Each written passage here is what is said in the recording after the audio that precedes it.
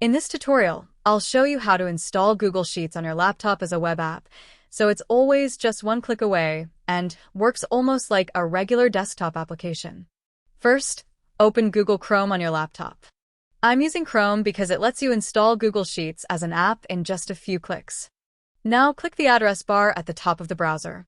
Type sheets.google.com, then press enter. Once the Google Sheets homepage loads, you're ready to install it.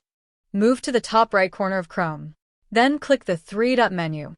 From the menu, hover over or click Cast, Save, and Share. Next, click Install Pages app. A small installation window will appear showing Google Sheets. Simply click Install. After a few seconds, Google Sheets will automatically open as its own app. You'll also find it in your laptop's applications, making it easy to launch anytime without first opening your browser. To make sure everything installed correctly, open your Applications folder or App Launcher.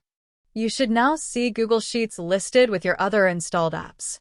From now on, you can launch it with a single click whenever you need to create or edit spreadsheets.